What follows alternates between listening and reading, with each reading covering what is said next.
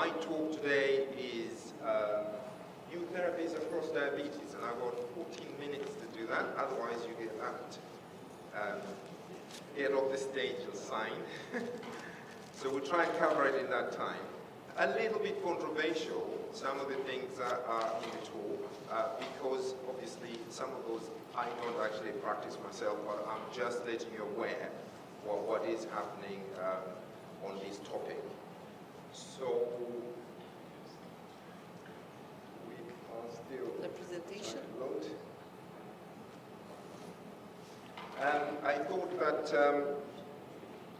initially I will try and just to set the scene to tell you roughly what's happening in the UK. The UK healthcare is provided by the National Health Service and it's free, so including pumps are free. Okay, but this is just a study that was published to look at how the general practitioners in primary care are treating type 2 diabetes in terms of selection of therapies for the initiation of oral hypoglycemic agents. And the study takes data from 2000 to 2017 and included patients of type 2 diabetes. The number was 280,241 patients. And you can see that most of these patients in 2000 they were starting on metformin, and 15% had sulfonylureas, and the others had dual therapy, about 77%. And then over time, as the information is gathering and is telling us exactly the data about the impact on our patients for complications, side effects, and so on, then the trend has changed towards more secondary, second line drugs that we used to think we wouldn't be using, but now some of those are being used as first line. So if you look at 2017, you can see that the proportion of DPP-4, GLP-1s, and SGLT2 have increased to 42%, and when you're intensifying the drugs, we are more likely to use the newer drugs than using sulfonylurea. So in essence, metformin still remains first line, and then you add SGLT2 inhibitors, GLP-1s, or DPP-4 inhibitors, and then you select according to patient what you give for third line, whether it's insulin or more oral therapies. So we are responding to what the guidelines are saying, what science is teaching us about how to treat our patients. And some of the drugs that are on the market for diabetes control, we don't have those in the UK, and one of these is piraglutine. It's a glucokinase inhibitor, and in this study they did a randomized double-blind placebo-controlled study in type 2 diabetics using 10 to 200 milligrams twice daily, and they actually reduced the fasting glucose by 32% and postprandial glucose by 35.5%. It's well tolerated and has very mild hypoglycemic complications. We don't actually use this in the UK. I don't know whether anybody uses this at all in this room. No? Okay. And then we got this injectable amylin analog, and this delays gastric emptying and improves satiety, lowers HbA1c, and the good thing is it also leads to weight loss, but needs 3 times a day in injections. And you can use this as an adjuvant to type 1 insulin, again, licensed in the UK. I think there are some European countries that it's licensed as well, but not quite made it to the UK. Metformin. Anybody adds metformin to type 1 diabetes? Yes. Yes, a few. And there is some evidence that that does work and reduces the amount of insulin the patient requires. But in terms of outcome for prevention of cardiovascular disease or risk reduction. That data, actually, I have not come across. And I don't think it's been very popular in the UK to combine metformin and insulin. Of the newer drugs, we have this study come out to tell us about some of the studies that have been done in SGLT2 inhibitors as adjuvant therapy for type 1 diabetes.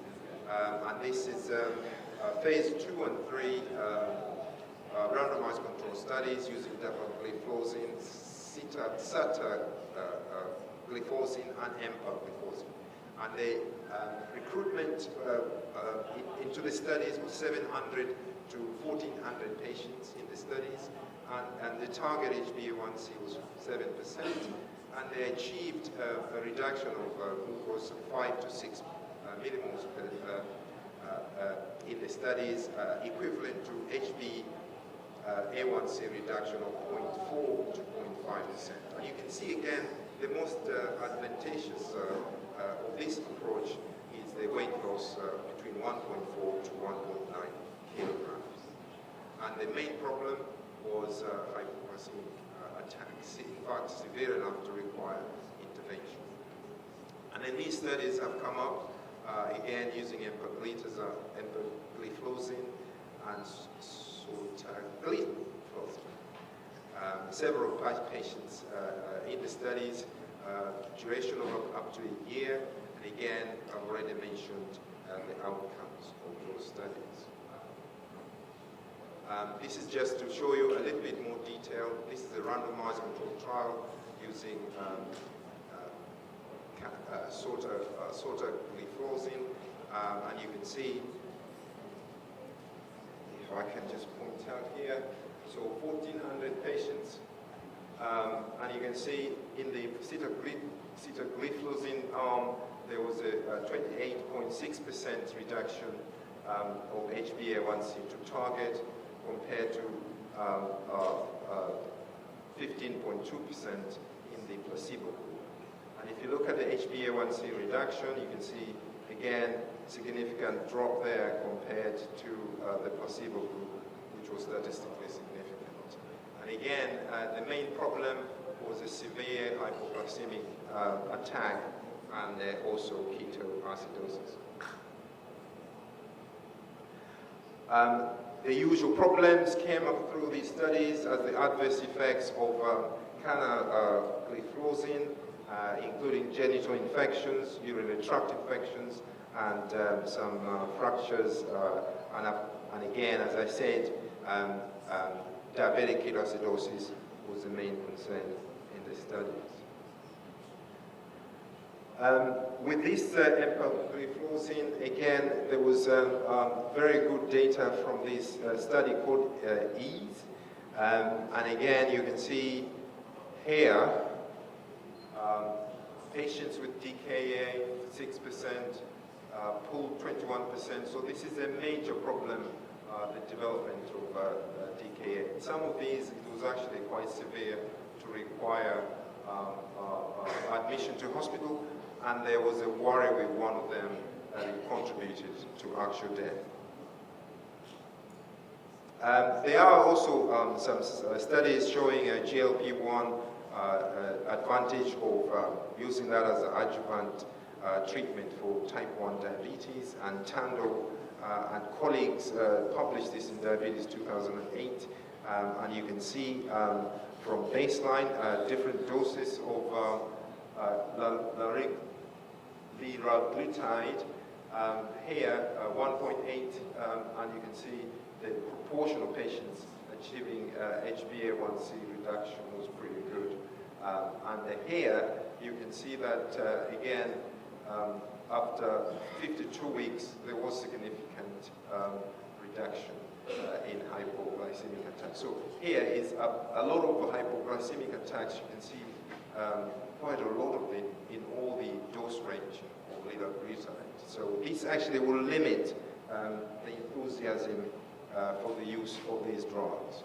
Has anybody used GLP-1s? Because there is a real big advantage in weight loss in this group. So the weight loss ranged from about 1.5 to 2.5 kilograms over a period of 52 weeks. Anybody use liraglutide? No. So the key thing is that we should be careful with these agents if we're going to use them in our clinical practice. There is a role, I have to say. I have yet to use the agents. I've used metformin in type 1. I've used liraglutide in a small number of patients, very obese. And it's something that will creep up as more data comes. But here is the main thing is the intervention. If ketones develop, you need to stop the SGLT2-1, use the injectable insulin, increase the dose, and of course encourage the patient to take more carbohydrate and fluids. So in summary, a little bit controversial. The experience is limited, but it has a role in certain patients with type 2 diabetes. Add-on therapy is advantage. It gives you the option to reduce dose of insulin. It gives you the option to improve the weight reduction for the patient. But don't use this strategy for non-compliant patients. And when you start, reduce the insulin by 2 to 30% at initiation, and obviously give the patient a ketone meter. In type 2s, most combinations, formulations are in oral medication, but of course, type 2, we are already used to combining oral hypoglycemic agents and insulin, and it's not unusual now. We have many preparations in the same patient, including GLP-1s, insulin, DPP-4 in some patients. But be aware that the key thing is to look out for hypoglycemia and the development of ketoacidosis in these patients. So I'm very thankful to the chairpersons, and I also thank you for your attention.